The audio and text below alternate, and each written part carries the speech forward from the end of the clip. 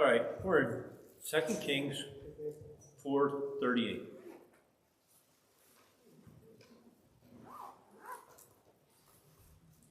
And Elijah returned to Galilee, and there was a famine in the land. Now the sons of the prophets were sitting before him, and he said to his servant, "Put on a large pot and boil stew for the sons of prophets." So one went out in the field to gather herbs and found a wild vine, and gathered from it a lapful of wild gourds, and came out and sliced them into the pot of stew, though they did not know what they were. Then they served it to the men to eat. Now it happened, as they were eating the stew, that they cried out and said, "Man of God, there is death in the pot." And they could not eat it. So he said, "Then bring some flour." And he put it in the pot and said, "Serve it to the people, that they may eat." And there was nothing harmful in the pot. So here's Elijah. And right now, he goes back to his hometown, Gilead. And this is where a lot of his prophets were. If you do research on it, it says the sons of the prophets, and he was training these guys. And there's a famine. And don't we have a famine in our world right now? Yeah. Don't we have people not following God? They're doing their own thing. They're trying to find happiness. They can't find happiness anyplace. They're looking for happiness through money. Does money bring you happiness? No. Yeah. They try to find it through relationships with people. No. They don't find happiness there either, do they? They think, well, if I get a bigger house, I'm going to find happiness. No. They're wondering why they're hurting. They wonder, why am I still hungry for more? No matter what I do, there's a famine. I have a famine. I can't find what I need. They say, no matter what we do.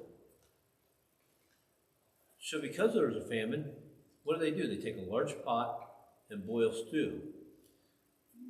So they figured by making the stew, they're going to be able to eat.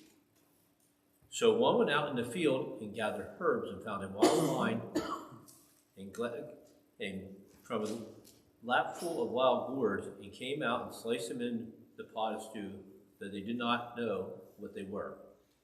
So these are what they think were Mediterranean cucumbers. And the problem with Mediterranean cucumbers is they get a lot of parasites in them. Mm-hmm. So they're thinking that's what they ate. But like us, as we go through our life, don't we have a lot of little things that we go out and make God a big thing in our world, but what do? We start letting little things slip in, don't we? When we start letting sin slip in, what's it do? It starts ruining everything. What's the biggest reason a lot of people don't want to come to church? They say, look how the people are living there. They're not living any different than me. So when we have a pot, and if we're the stew, what are we putting in it? Are we putting healthy things in it?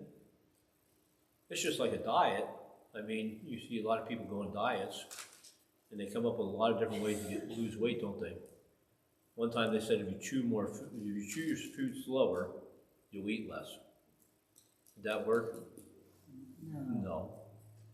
I mean, they have all kinds of pills you can take. Most of the time they don't work. There's all kinds of things we try to do that are false things, aren't they? Just like in our Christian life, we try to fill that void with the false things we have. We try to fill it with different things. We try to fill it with, maybe some people use drugs to numb the feeling.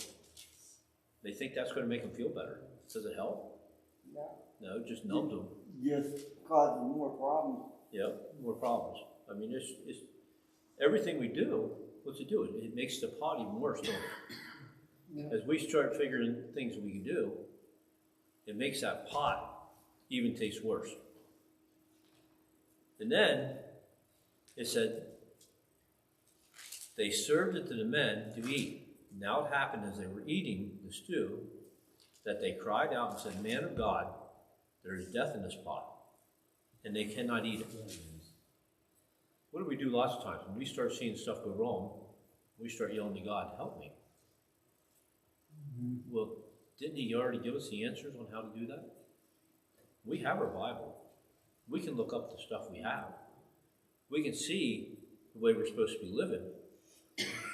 But what do? We don't do that, do we? And then when the pain comes, we're like, I need help. So what does Elijah do? So he said, then bring some flour, and he put it in the pot and said, serve it to the people that they may eat. And there was nothing harmful in the pot. So what is this? When you have flour, what do you make? You make bread, don't you? We have a lot of bread, don't we? You think most people today, they eat a lot of bread. You got bagels, you got toast, you keep going down the list. There's all kinds of different breads they make. There's all kinds of stuff. But who is our bread? God is our bread of life, isn't he? Yeah. That's who our bread of life is. And that's who we're supposed to be relying on. Especially back here, when they're talking about bread, guess what? Bread was the main staple. That was one thing they could afford. And they ate it. They ate that more than anything. They didn't have much meat or anything. But what is the bread's God, isn't it? When we start putting Christ and God back in our life, what do we start doing? We start getting rid of the poison, don't we? We quit poisoning ourselves.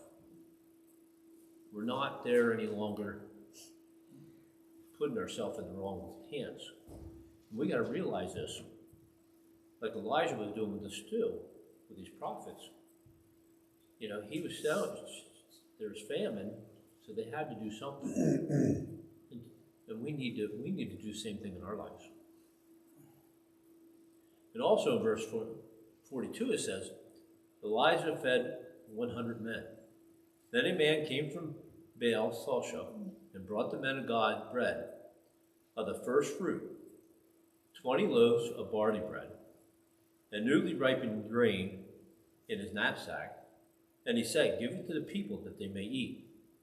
But his servant said, what shall I set this before 100 men? And he said again, give it to the people that they may eat. For thus says the Lord, they shall eat and have some left over. So he set it before them, and they ate and had some left over, according to the word of the Lord. Here he is, he's feeding these guys. He's using barley back then, which was one of the cheapest breads you could make, one of the cheapest grains. But he's feeding 100 men. And he prays to God, and he feeds these guys, and he says there'll be stuff left over. Doesn't this happen again? Jesus does the same thing, though, doesn't he?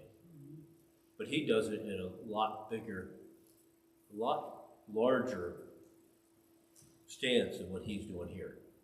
Because as we look, this is what happens.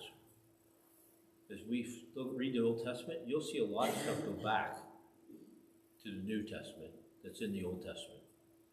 So we need to know both of them, don't we?